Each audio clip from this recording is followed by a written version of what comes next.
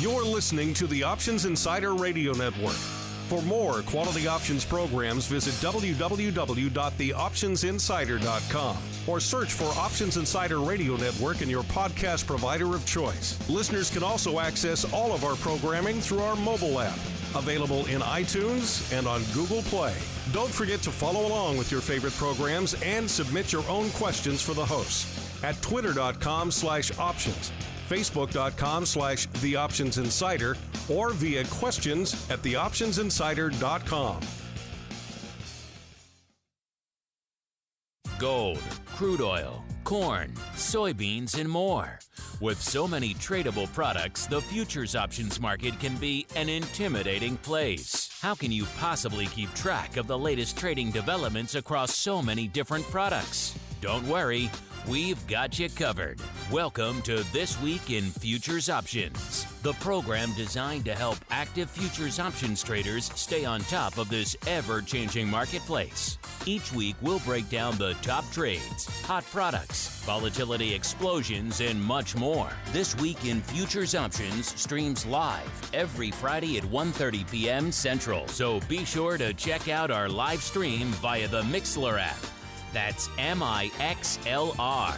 Or join our live chat room at mixlr.com/options-insider. Whether you're an experienced veteran or a newcomer looking to separate the wheat from the lean hogs, This Week in Futures Options has the information you can't find anywhere else. This Week in Futures Options is brought to you by QuickStrike, options pricing and analysis software. QuickStrike offers powerful and flexible options analysis and pricing tools via an easy-to-use web-based interface. View prices on outright options or spreads with comprehensive page-level analysis controls. Build trades, manage risk, or explore historical volatility. QuickStrike has you covered, with market data reports ranging from open interest to the term structure of volatility.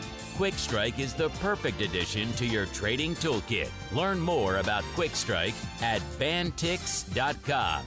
That's BANTIX.com. And don't forget to follow us on Twitter at QuickStrike1. That's QUIKSTRIKE1. This Week in Futures Options is also brought to you by CME Group, the world's leading and most diverse futures and options exchange. CME Group's markets help individuals and businesses around the world manage risks and seize opportunities. CME Group offers the deepest and most liquid options on futures across all asset classes, including interest rates, equity indexes, foreign exchange, energy, agriculture, and metals. For more information and educational resources about futures options at CME Group, visit cmegroup.com/options. And now, get ready to break down the latest futures options trading activity. It's time for This Week in Futures Options.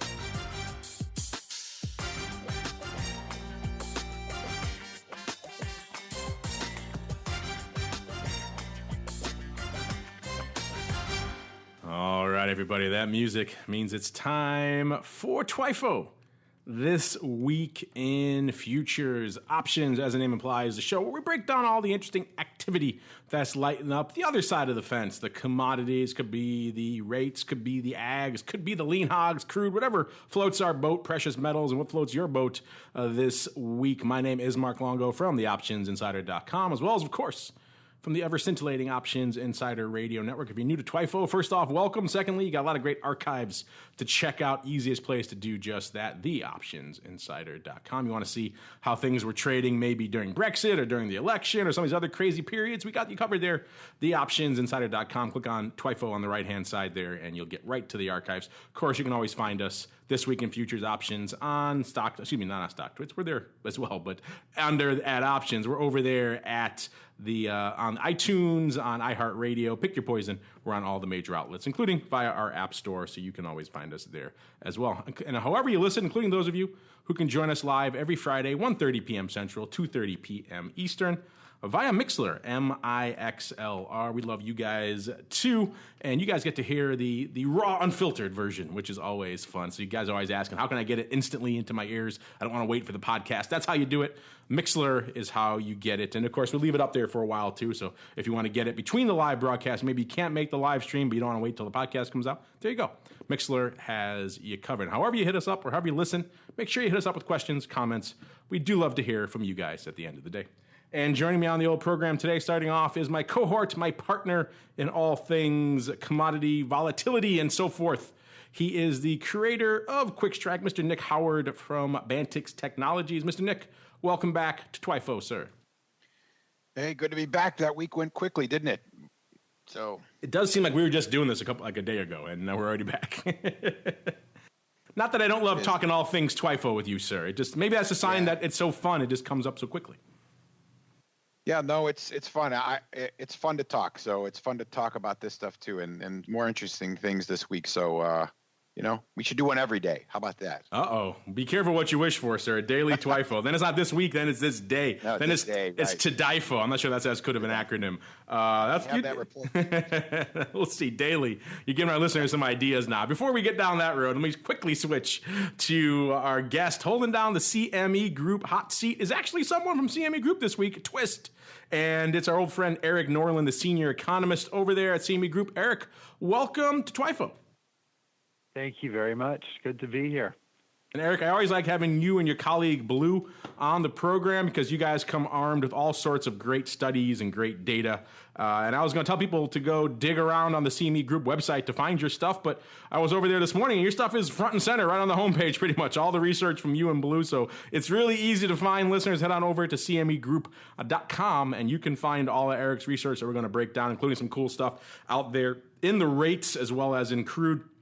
And of course, as you're doing that, when you're heading over to the CME website, make sure you head on over to cmegroup.com/TWIO. That stands for This Week in Options. Of course, Nick says maybe the TWIFO might work as well. So check that out. Maybe that'll work as well. But definitely TWIO will work. Why should you do that? Well, that allows you to follow along with all the great nuggets of data and the reports and the charts. So the skew, the volatility, all the data that Nick and I and Erik are going to be breaking down for you on the show today. So let's kick things off, Erik. In a part of the market that we don't always kick things off in. We get pulled in a lot of different directions on this show. Not always in the rates direction, but we do have Fed on the horizon. And of course, you and your team over there at CME have really been cranking out a storm of research in terms of the rates complex of late. And you've been taking it from a lot of different angles. You're talking about, debt ceiling and how that equates and how that impacts equity volatility. You've been talking about, your explosion in some high yield bond spreads. So we have a lot of different potential starting points. Since you're our guest, I'll leave it up to you. Which of those two reports do you want to start with? Well, I think that there's just so many things going on in interest rates right now, but I think certainly the debt ceiling is an interesting case in point. It's coming up again, and in March they're going to have to extend the debt ceiling higher. I happen to think it's not going to be a massive issue. Something that the Republicans didn't like to raise the debt ceiling when Obama was president. Now that Donald Trump is president, I tend to think they're going to raise it, and it's not going to be a huge deal. But I could be wrong, so it's a potential source of volatility. Yeah, we talk a lot about volatility on this network, particularly equity volatility. We talk about a lot of different drivers out there, and certainly people are pricing in a lot of future volatility, if not current volatility, looking at relative levels of, let's say, S&P implied volatility, and certainly realized volatility. There really isn't much right now. But you don't often hear, or really ever have I heard someone talk about the debt ceiling as a potential driver for that. How did you come across that in your research, and have you seen other data points where the debate around the debt ceiling has really been a key driver for volatility? Yeah, certainly back in 2011 when we had the budget crisis. In the summer of 2011, the debt ceiling was, I think, a major driver. It helped to drive the VIX up from around 15 to a peak of around 47. So that was definitely a big upward move in the summer of 2011.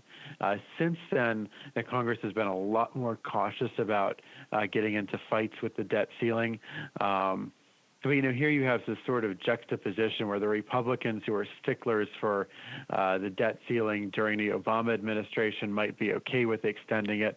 But there's always this element within the Republicans who's very fiscally conservative, who might not be on board with increasing it. And by contrast, you have the Democrats in opposition who didn't really seem to care about how much debt the government issued when Obama was president, but might suddenly become interested now that Donald Trump is president.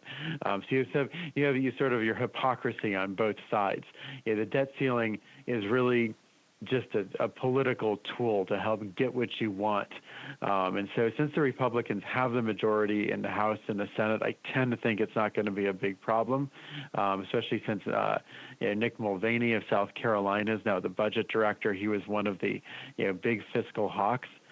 So now that he's inside of the administration and he also comes from the House of Representatives, I tend to think he'll smooth things out there. But we could, nevertheless see some potential for volatility surrounding the debt ceiling. But I happen to think that the bigger issue now is the Fed raising rates in March. And I think that has really, really big implications for financial markets. I think that you tend to see big vol spikes in both bonds and in stocks when liquidity begins to suffer. And so when I think of liquidity, what I think of is in order for a market to function well, there has to be a buyer for every seller and a seller for every buyer. And when the central bank has created a ton of money and interest rates are very, very low, that tends to be the case. It tends to be very easy for buyers to find sellers and for sellers to find buyers, and the market moves very, the markets operate in a very smooth fashion. And I would say typically with fairly low realized and implied volatility. And indeed, that has been the case since the Fed began this easing cycle, in 2000, really since the interest rates hit bottom in 2009, we've seen volatility levels on a downward slope. But as the Fed begins to tighten policy, I think what you'll see is first the yield curve will flatten. And as the yield curve will flatten, something's going to change very, very fundamentally in how the market operates. Is as the yield curve flattens, it's no longer profitable for banks to borrow short-term and to lend long-term. And so at some point over the next, say, 12 months or 18 months, as the yield curve flattens, banks will start reining in credit. And that will maybe cause the economy to start slowing down a bit. You have to remember we're 7 years into an economic expansion now. And as credit begins to drain out of the system, there will become more and more events where sellers can no longer find buyers. And that's when you get the really big, really violent vol spikes.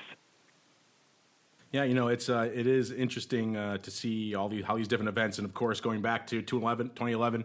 Of course, the big downgrade period. That's probably one of the points that really stands out for a lot of people when a lot of these macro type events and these macro debates like the debt ceiling really had a concrete fundamental impact, a very demonstrable one on the market, as you mentioned, driving VIX well into the stratosphere. I don't think anyone can really.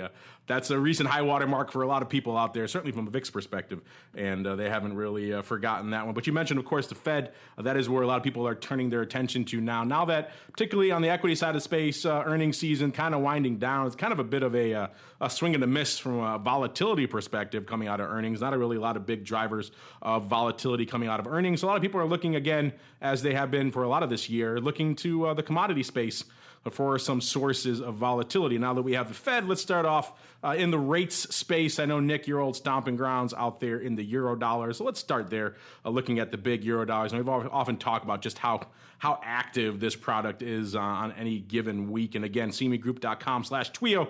Pull up the Eurodollar section. You can follow along with us here. And you guys will see right away that the second month is pretty active. You might say, why is that? Why isn't the front month? Well, the front month expires right before the Fed meeting, so you're not getting a lot of that Fed bump. So you're getting it in the second contract out there in the May with about a little over 500,000 contracts going up out there. But the actual action is out there in July with over 2x of the paper out there. About 1.2 million contracts going up in that July timeframe, is going again, showing how much this economic calendar really does drive the OI out here in Eurodollars in particular. And we talk about a lot of products out here that'll do a couple of hundred, maybe a couple of thousand contracts. Eurodollars just in this one strike doing 98.5 out here in July, doing about 1.2 million contracts. I mean, these numbers just boggle the mind. Compared to almost any other product out there, Eurodollar is just enormous. I can see how it's hard sometimes for people to even to approach it because it's just so much volume.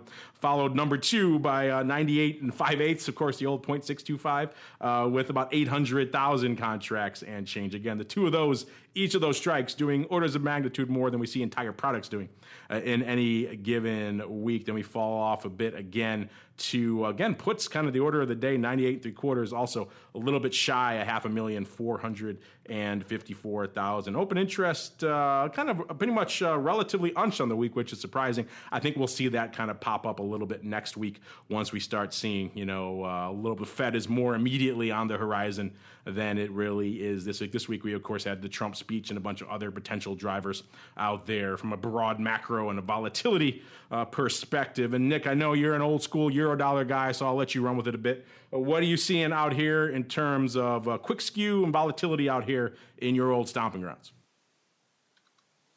Yeah, first off, just to clarify, I think Mark might be in dev, so we might have like a row issue. But the big numbers that he was referring to were in April and June. So the July contract is, if you're looking at TWIO, you're going to see that's actually just rolled on. So there's not such big numbers there. But curse that dev. Curse the dev. Yes, curse the dev.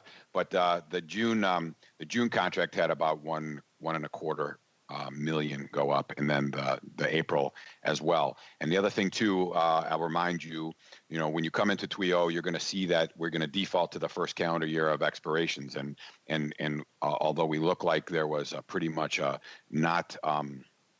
not much that happened in terms of open interest. What we did see, you'll see that there's a 0 open interest in the whites, which is the first calendar year, and then you see that overall there's about 3%. But if you take a look and you go into the expirations button and you turn off the whites and you turn on the short reds, the short greens, and the short blues, what you're going to find is a lot of the open interest increase. There's a 5% open interest increase out in that part. So that speaks to what Erik was talking about in terms of the yield curve flattening. You see, like once the Fed starts taking action, or at least, from my perspective, people start shifting out their time horizon in terms of where the trade the trade anticipation and the rate hike anticipation are taking place. So you're going to see more action out in these short or mid-curve months, which, again, start to look at the different pieces of the yield curve.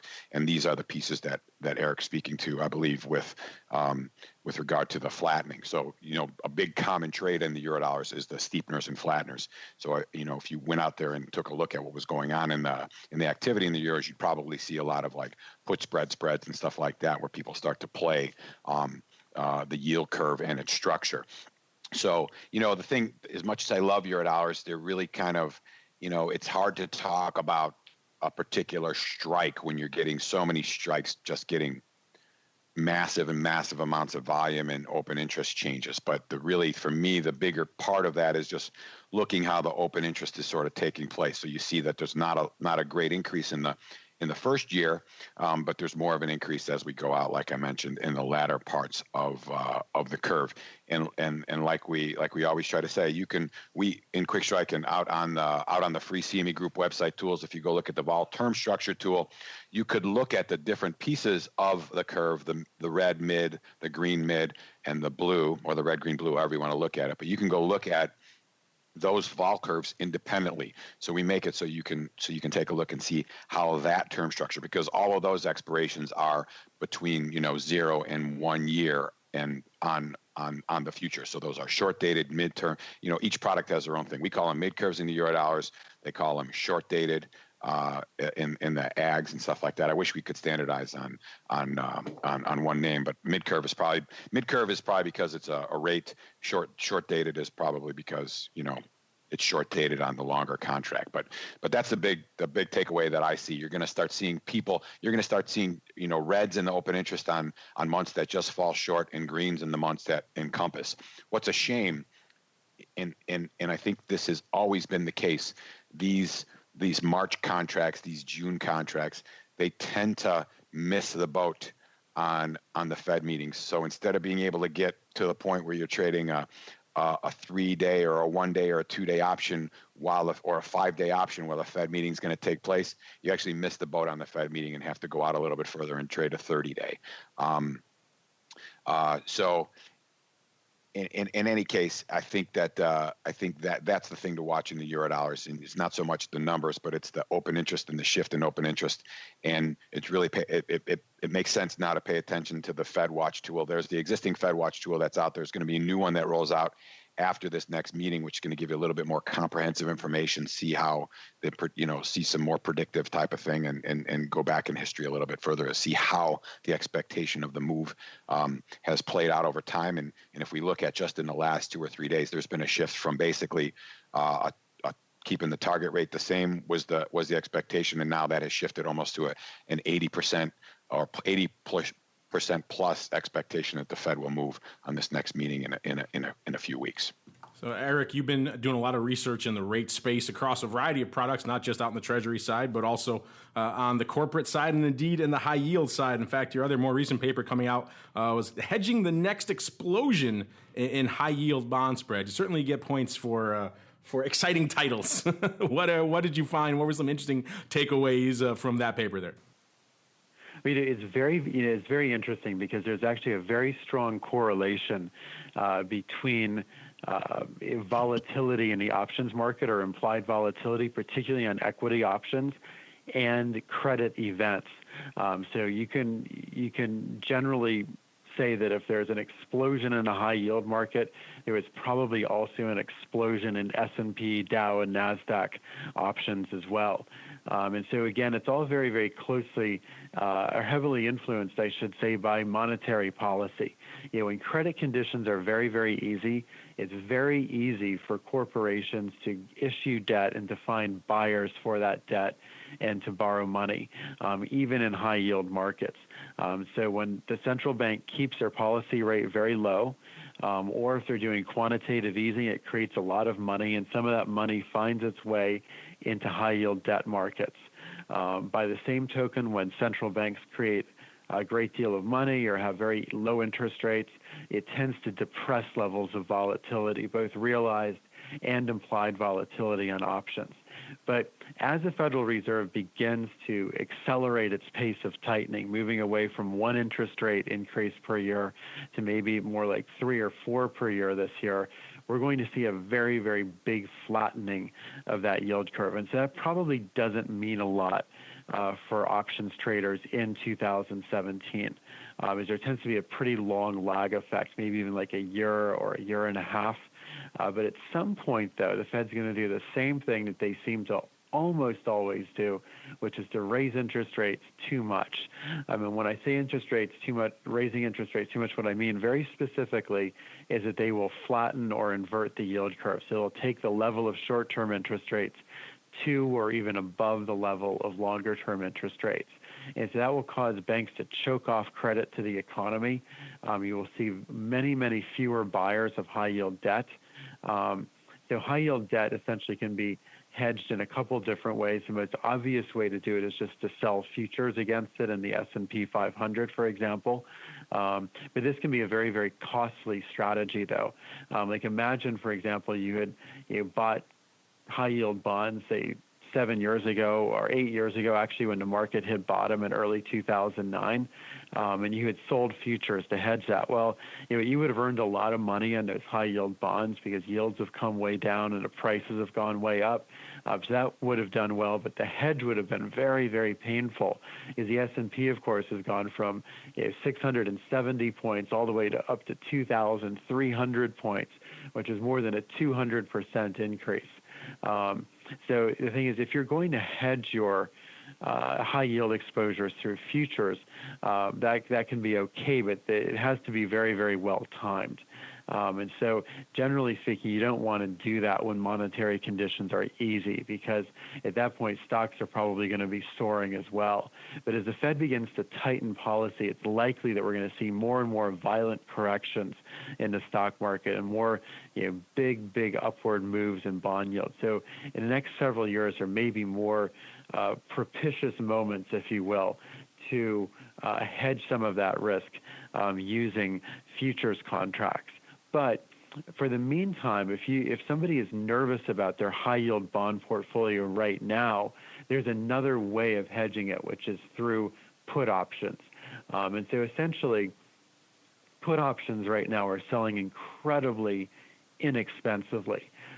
So the VIX index now is around, 11, 12%, something like that. It's basically about as low as it ever goes. So if you need to buy protection on a portfolio of high-yield bonds or a portfolio of equities, you can do it relatively inexpensively compared to historical norms simply by buying put options, especially out-of-the-money put options.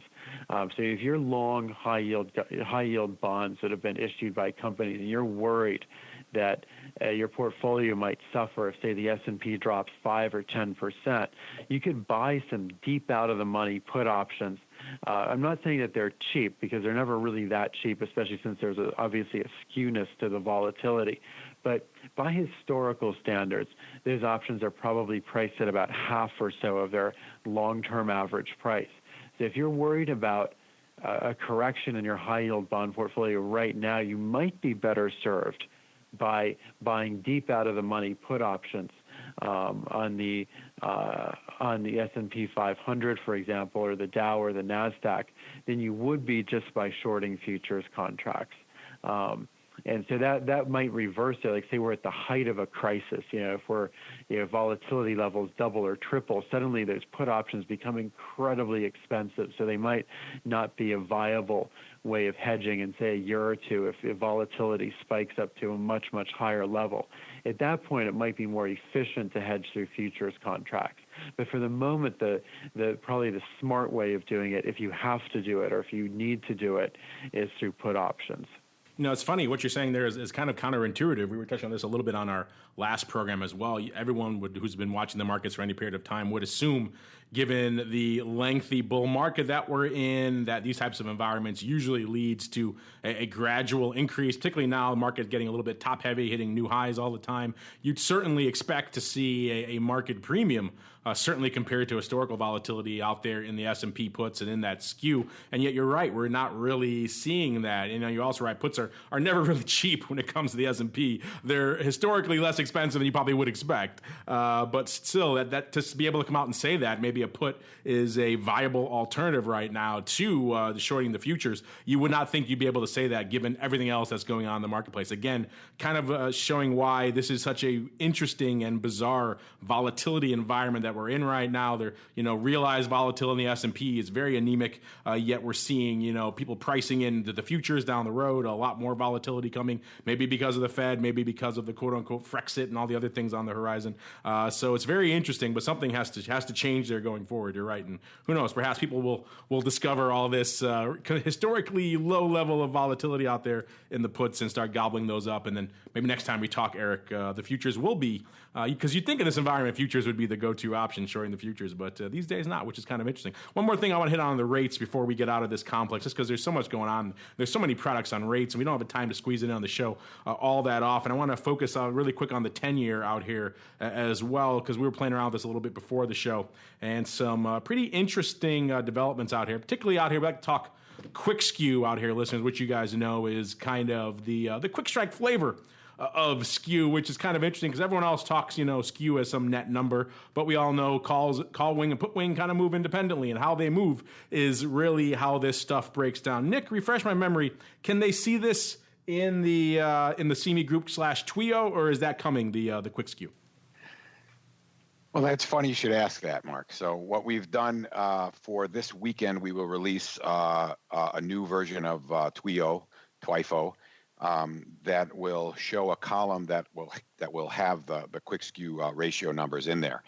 And you're not going to be able to see them now. I'll talk a little bit about them, but basically, for those who aren't familiar with it, typically when you could think of the skew as the put minus the call, we do the call minus the put. It depends what market you really are familiar with back when you had your trading experience, or if you're trading, and everybody thinks of it a little bit differently. But we do call minus put. And it gives you an indication of which one is more expensive to the other, right? It's either positive or negative depending on how the math works out. But what I always was struggling with is you look at that number, you don't really have a good sense of what the vol curve looks like. So that's why we developed the quick skew, because now you can just basically look at the numbers, and you can look at a quick skew historical chart and basically not only see the historical level of the volatilities, but also see what the curve has looked like at those different times in the past.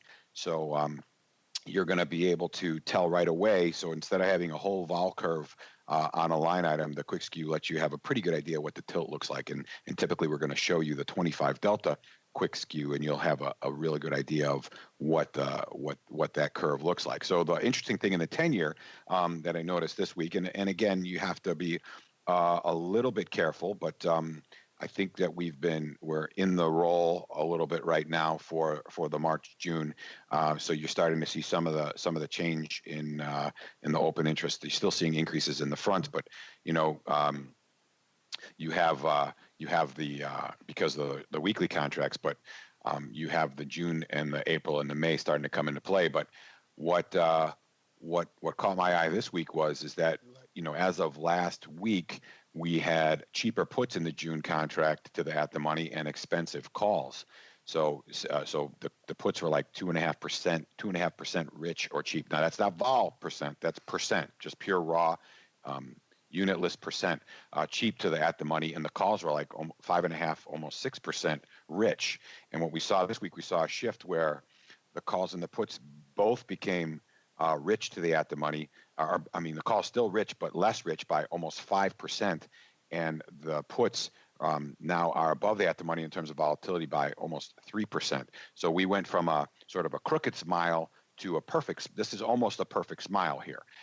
So what that tends to, at least from my perspective, that tends to say longer term, there's an expectation of kind of, we're not sure which way it's going to go. And then if you follow forward and you go look at the May contract, there's not a lot of OI there, but that's similarly shaped. And then we see the April has a little bit of the puts and stuff like that. But going forward, you'll be able to see this in the report, and you'll at least get a good idea of not only seeing what the skew has done from the relative values to each other, but also how the curve has changed along with that skew change. And again, I like to look at this, when you see the at the money, the skew itself, and then the quick skew, ultimately you probably say, well, I don't really need the skew number anymore because I have the quick skew, but it's still nice to see how that, how that looks, because it is giving you an absolute volatility difference between the two. So, but that's that. And what we saw out here, we saw some big trades in the 127.5 strike and the 126 strike, the 127 strike, all the way up to 120. So we saw big numbers. So and it looked like in the 127.5, where we had our biggest call volume this week, it looks like there were some people getting out of that, also getting out of the 127 from an open interest standpoint. And we're seeing some in the bigger put changes in OI and volume. We're seeing an increase in the open interest. So there is definitely a shift in sentiment further out there on the curve. And that sort of comes, I believe Erik mentioned, again, I listen as best I can while investigating, but I did believe Erik mentioned that he thought that there would be an increase in the yield. So that might be some of the thought out there on that. It's only a 90-day option, but that we always try to look for correlations between what the expectation of the news and that type of thing with the volatility and how the curve looks. So for me, that's one of the more interesting things in the 10-year that's occurred this week. Let's move on to one of our other favorite products. I know a lot of you guys like to hear about all things crude, and we'll get there right now, actually, because it's been an interesting one to watch yet again. And Erik, you've also been busy, not just in rates. You cover a wide variety of products, including crude, and you put out some interesting stuff about a month or so ago, talking about some different things. We had your colleague Blue on here recently, and we were kind of discussing with him the potential for this OPEC freeze, cut, halt, call it what you will, to what kind of odds that has of really staying staying true in the marketplace, and he was kind of like me, I think a little bit pessimistic on the odds of that playing out. So that pessimism has certainly been felt out in the marketplace. We're still seeing that exhibited long-term in some bid to the puts out there in WTI. But in your recent paper, you took a little bit of a different tack on it. You kind of touch on, of course, the OPEC decision and what a key driver that was. A huge day for the WTI futures out there as well. But kind of interestingly, you also kind of mentioned, and kind of the part of the conversation we don't hear a lot, which is the role that U.S. production may play in this, and how if we do start hitting some of these loftier levels out in WTI, then U.S. production may start picking up some steam, which could lessen or mitigate a lot of the impact of that cut going forward. So walk our listeners through some of your findings in that in your paper entitled "Will Rising U.S. Output Stifle Post OPEC Gains?" Again, very concise title. I like it. Yeah, and so far it has. Oil obviously rallied after the OPEC meeting, but it's kind of gone nowhere over the last couple of months. It's kind of just hugging around $52, $53 per barrel, and really a very quiet sideways market. And so what's happened with implied volatility is obviously dropped very sharply after the OPEC meeting, but now it's continued to slide. Now we're seeing some of the cheapest implied volatility on WTI options that you can find going back until maybe like around early October, late September 2014, before the big crash in oil prices. And so essentially, there's this perception that OPEC is the swing producer, and in particular that Saudi Arabia is the swing producer. And that perception's not completely wrong. It had some merit. But as you rightly point out, the U.S. is now, I think, the real swing producer and the more important swing producer. So, back when oil prices were really high, up above $80 per barrel, U.S. production eventually got to a peak of around 9.5 million barrels per day. And then after prices crashed, it just killed our energy industry. And so a lot of producers started taking production off the market. And our production here in the U.S. fell by about 1.6 million barrels. So we went from 9.5 to around 7.9. But since the end of May, when oil prices got back above $40 per barrel, or close to $50 per barrel, we started seeing a tremendous wave of new investment in oil and gas rigs. And so if you count the number of oil rigs, which Baker Hughes does on a weekly basis, the number of operating rigs is up 91% since the end of May. And so the actual production in the U.S. follows that with about a 2-month lag. And so our production started rallying towards the end of July, early August. And since then, we've added more than 600,000 barrels of oil per day in production. And so because the number of oil rigs continues to surge, we're going to add at least, I think, another few 100,000 barrels per day, say, over the next 2 to 3 months. So in the end, we'll have at least maybe 800,000 or 900,000 barrels of additional oil being produced here in the U.S. And so, of course, that offsets a great deal of what OPEC promised to cut. OPEC essentially promised to cut 1.5 million barrels. So we've offset, I would say, roughly half of what they have promised to cut. But what's really interesting, I think, about the OPEC agreement is that it's only a 6-month agreement. So they have to come back in May and decide if they're going to continue this output reduction or not. And so I think that there's going to be a potential for a lot of volatility in the oil markets and a lot of trepidation in the oil markets coming up to that sort of May deadline. And so at the moment, at the very beginning of March, it seems a little bit distant. But I think that the oil markets might be a little bit complacent. A couple of other things worry me about complacency in the oil market. The first is that if you look at vegetable oils like soybean oil and palm oil, you think that they would follow crude oil, but to my experience, they actually lead crude oil. And so as crude oil has been rallying in these last few months, soybean oil and palm oil prices have been plunging, and I think that that's a very, very bearish sign. The other thing that makes me really worried about crude is that inventories continue to soar. They're up about 10% year on year. So what that suggests is that despite the OPEC cuts, and despite the fact of the world economy having adjusted now to a lower price of oil than we were used to, say, 3, 4, 5 years ago, the demand is still not keeping up with global supply. And so those very, very high levels of inventory might produce eventually a correction. And I think when oil corrects and goes downwards, that's when you tend to see the really big rises in implied volatility. Yeah, the volatility story, we can probably spend an hour just talking about that out there in crude and WTI, Erik. You study this. When was the last time we really, and I don't put you on the spot, but when was the last time we really have seen these type of anemic levels? And I say anemic because I know, quite frankly, just from talking to our audience and engaging with them, I know there's a lot of people who've been drawn into crude and particularly WTI over the past year or two, given all the headlines out in that space and the amount of dramatic movement we've seen in the underlying, and just a lot of people the attention was on crude for the better part of the last couple of years. So there's a lot of new players out there in this market as a result. And for them, their frame of reference is very short. And we know, looking at implied in WTI or others, there were relative floors that people thought had been established over the past year or so that now we've broken through aggressively to the downside. I'm curious, how does this shape up historically? And do you think we're in a we get asked a lot on this show. I'll throw another listener question at you. We get asked all the time, Nick and I, what's it going to take to really budge, crude vol a little bit? And what do you think it'll take to really nudge us out of these comparatively anemic, but then historically maybe not so much volatility levels here in WTI? Yeah, so our volatility levels, I guess it depends, of course, which maturity of option you look at. But if you go on Quick Strike and you look at LO _30 ATM, so the 30-day constant maturity implied volatility, that one's trading now in sort of the mid to low 20s, is around 22, 23% implied vol, which is basically the lowest that we've seen since, again, October 2014, before the big crash in oil prices.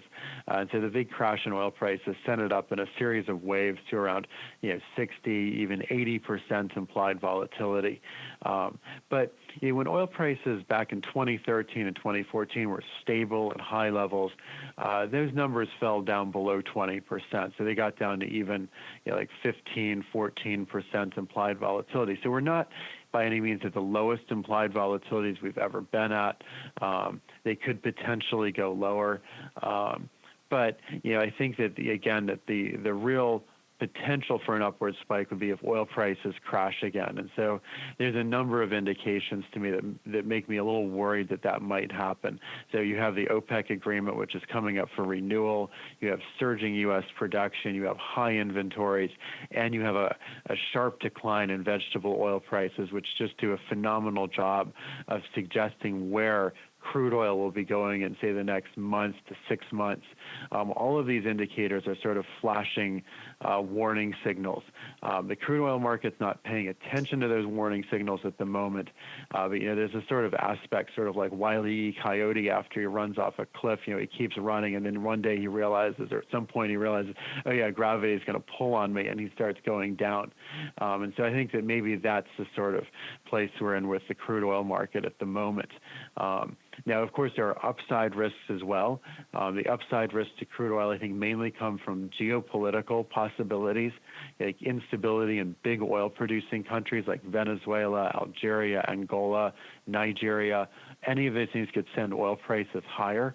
That could also cause some rise in implied volatility, but I think that probably not to the same extent as a bear market might. I think you get the highest implied vols when oil prices crash, which is, of course, the case in most markets that trade, not all of them, but most of them. Yeah, it has been a fascinating story, and that's why I kind of like to point out a little bit of that historical frame of reference, because I know a lot of people, they think something like an OIV can't get below a 35, and we all know it's trading well below that right now, low 20s right now. So that's I think that was a rude awakening for a lot of people. So it's always nice to get a historical perspective. And again, listeners, you can play along and get a lot of that yourselves, playing over there on the quickstrike, cmegroup.com. TWIO. Let's get on out to the big WT option, see what was lighting it up this week. And it was another fairly active week up there. OI up about 7.5% almost out there. So yet another active week out here in the big mothership WTI options. Overall, like we said, vol still kind of in the doldrums, to speak euphemistically there. Not a heck of a lot of love for vol. Erik kind of just expressed his view on what it will take to budge that. We've talked about this before in the past. Won't spend a lot of time belaboring that anymore. It seems like we need something to happen out there in crude land.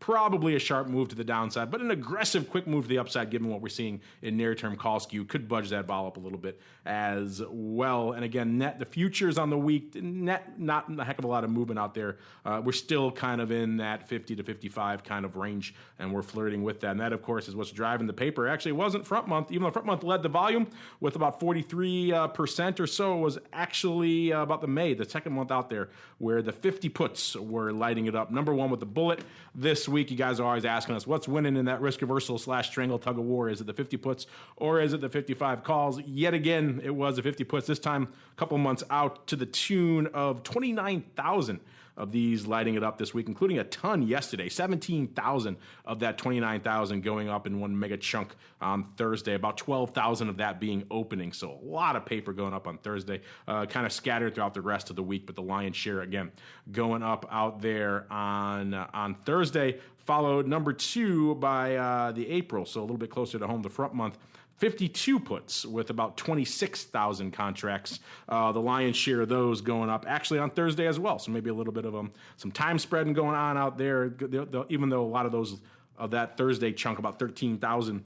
So right about half of that overall paper, only a little bit of that was opening. So perhaps there was a little bit of rolling going on out there as well. About 7,300 going up on Wednesday. So those 2 days accounting for a little more than 20,000 of that 26,000. So a little bit of latter week love here for the puts out here. Then we drop again to the 50 puts out here in April again with about 20,000 going up there as well, including a good chunk today, about 7,000, about a third of that nearly 21,000 going up in today's activity. So it's always interesting to see exactly where this stuff is going up and what time throughout the week and what strikes are capturing people. And we're still locked in that kind of tug of war, 50 puts, 50 calls. I don't care what the month is, or 55 calls. And it's kind of interesting to watch. It is also worthy of note, and I've mentioned this before, listeners, and you guys should probably do this if you haven't done so already. When you're playing around over there, that's cmegroup.com/TWIO, head on into the expirations, and you can add some of the longer-term paper, because you guys are always asking us, too, is there any kind of crazy, interesting, longer-term stuff like we saw out in gold a couple of weeks ago? And the answer to that is kind of yes. There's a little bit towards the end of the year, some D-slub going up right now. In particular, it is the 54 half calls out there in Dees lighting it up. And now if I can just find that, I'm scrolling all the way down. There we go. All the way out to Dees. Yeah, the Dees 54 halves lighting it up with nearly 12,000 contracts, 11,000 and change going up yesterday on Thursday. Almost all of that opening. So a little bit of longer term paper out here, Nick, which is kind of interesting to see. Not too aggressive from a strike selection. It's about at the money type paper, maybe even a little end the money. Look at the futures out there. But still interesting to see that there is a little bit more love across the term structure out here. What was catching your eye this week out here, Nick, in the Texas T? Right. Well, this is one of our favorites, as you mentioned, that we cover on the show. And to Erik's point, we've been sort of in the same school that until we get something outside of this sideways trend, we're not going to see much in terms of volatility movement. And I think what you and I were talking a little bit about is, we thought that we had to get in the 2+% moves in order to see anybody even be interested in volatility from a purchasing standpoint. And a lot of the time, the interest is more oriented, like Erik mentioned, when it's a downside move as opposed to an upside move. So, I'm in complete agreement there that we're going to need to do something. We've been in this range for a long time. I tweeted the 5-year 30-day constant maturity chart for everybody to take a look at as well. So that'll be a good reference point for you.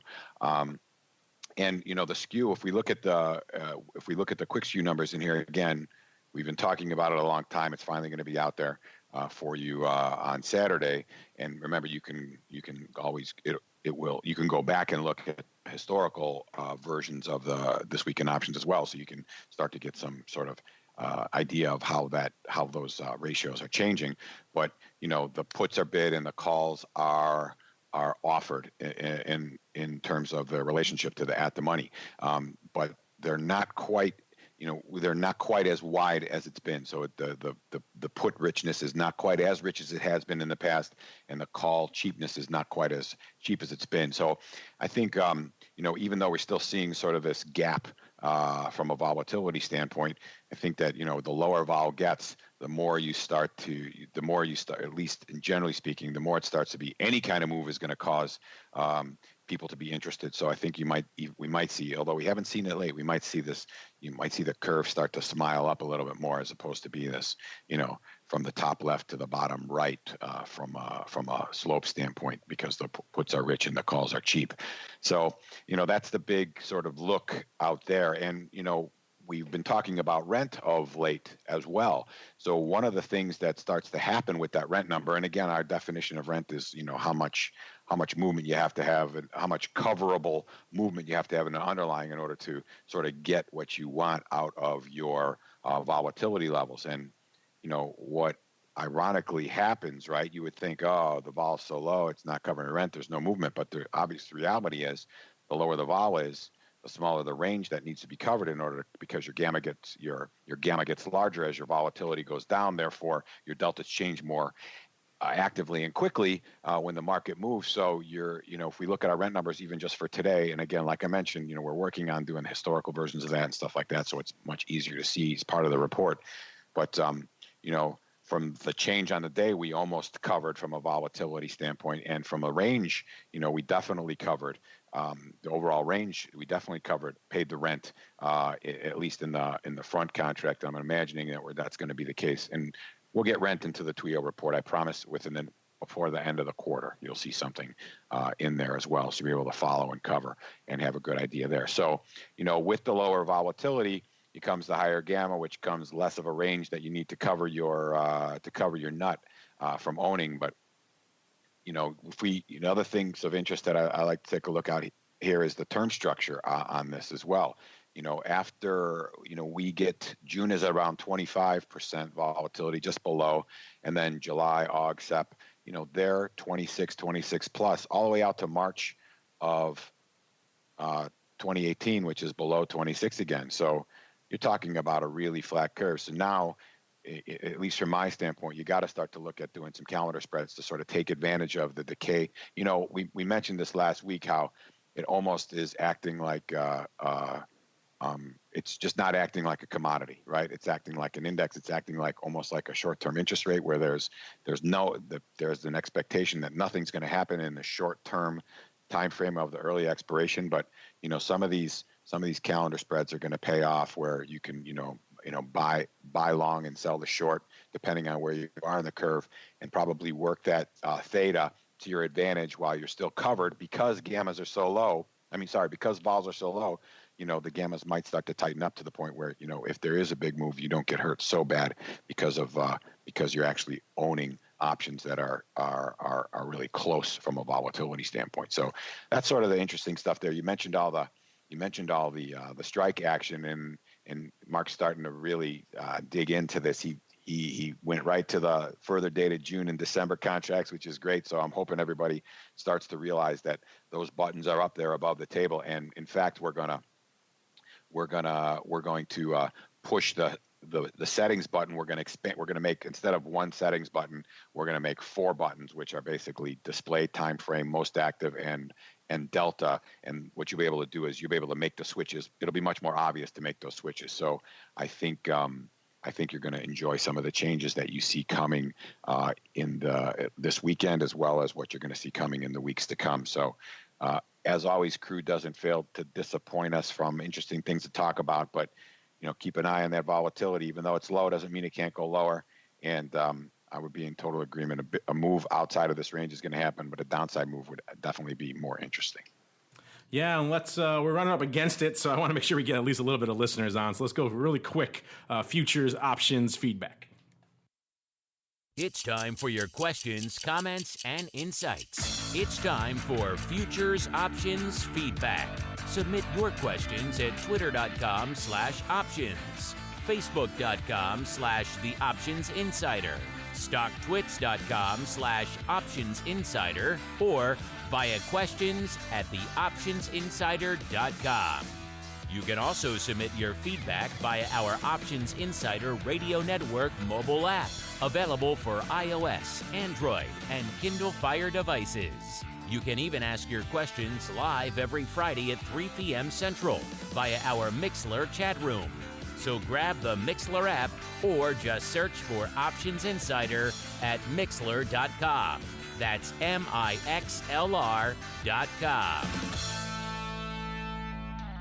All right, everybody. Like the man said, this is the portion of the show where you guys get to ask questions. We're kind of running a little bit long, so we don't have a lot of time for them, so we're going to fit in one. But actually, we got a couple that are kind of similar, so I'm going to squeeze them both together and make them a combo question. These are right up your alley, Erik, so I'll let you run with these as our guest here. First off, we got a question from Sean. He wants to know, what would you expect to see in bond options leading up to the March Fed meeting? I think we detailed some of that already, but we can get to a little more if Erik has any other nuggets. And then a related question from Biggens. How do non-farm payrolls and the Fed impact the options market? So, Erik, this is right up your alley. You're always researching the rate space. Obviously, a lot of our listeners have rates and options on the brain. They want to kind of know how they should expect this to impact it. We already kind of played out some of the impact we're seeing on open interest and volatility, so you don't need to go there. But in general, tell our friends Sean and Biggens and whoever else is listening out there how these things usually should impact the options market.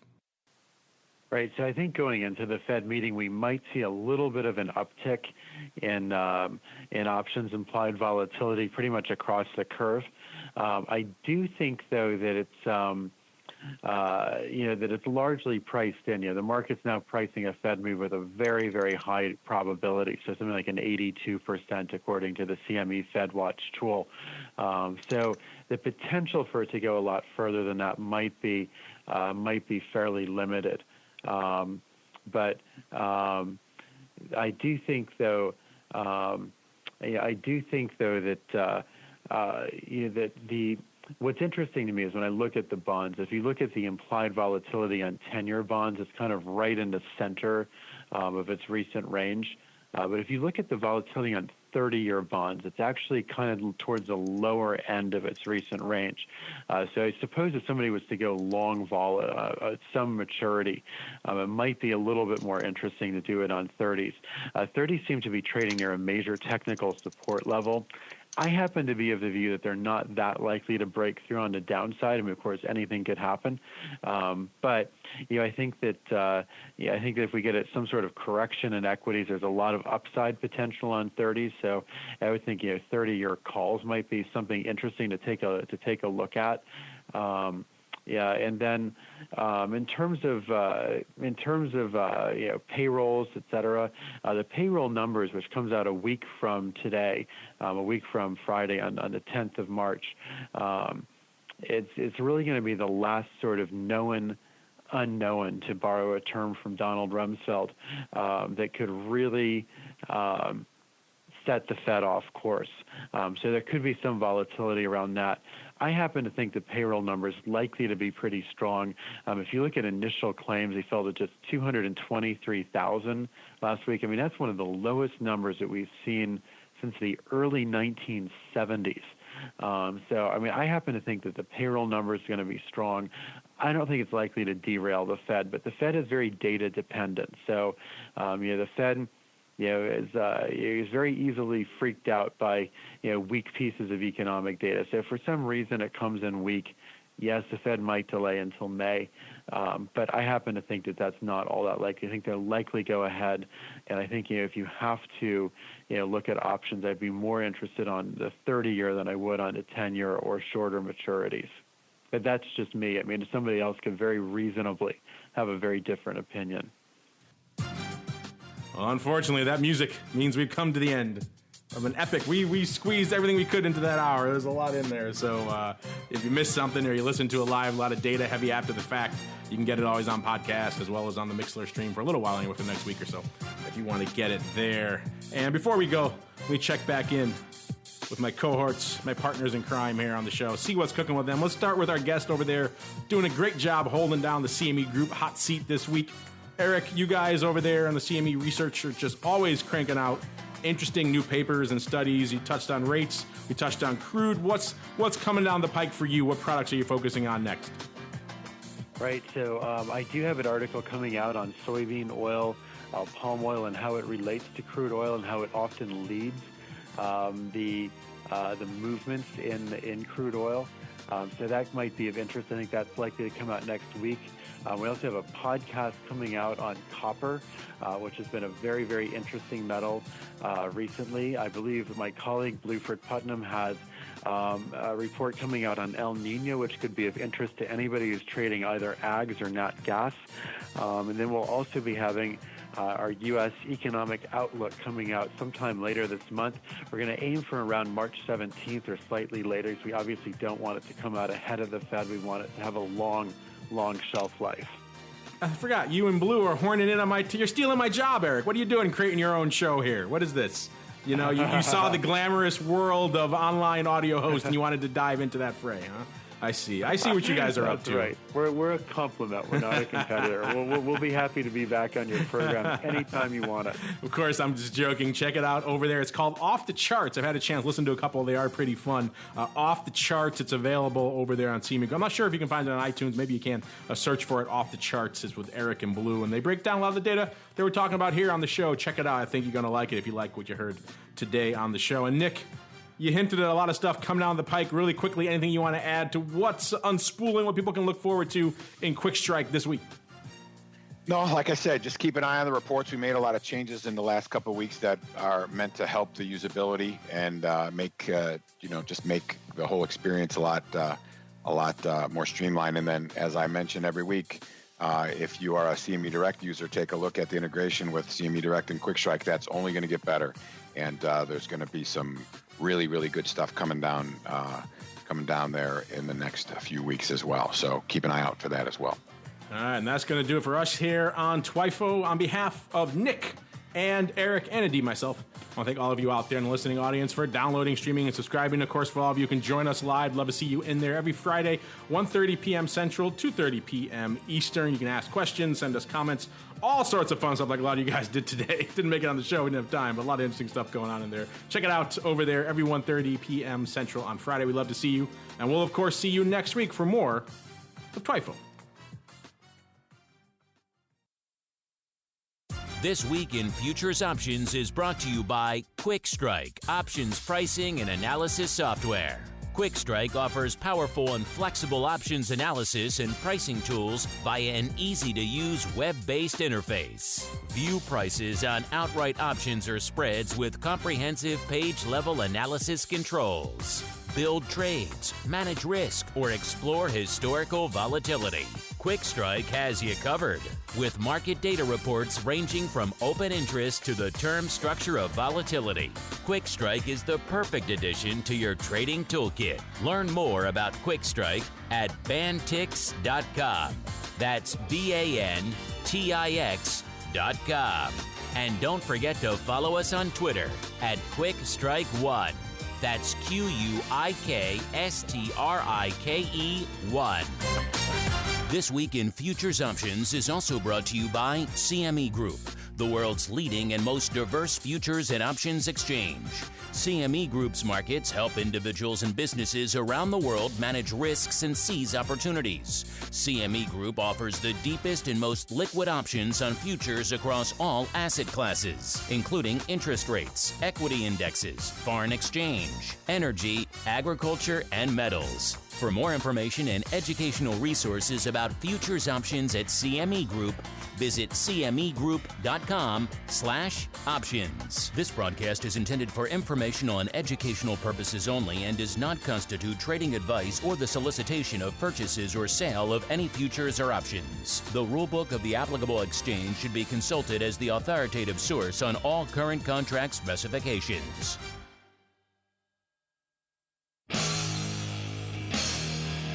The preceding program was a production of the Options Insider Radio Network. For more quality options programs, visit www.theoptionsinsider.com or search for Options Insider Radio Network in your podcast provider of choice. Listeners can also access all of our programming through our mobile app, available in iTunes and on Google Play. Don't forget to follow along with your favorite programs and submit your own questions for the hosts at twitter.com/options, facebook.com/theoptionsinsider, or via questions at theoptionsinsider.com.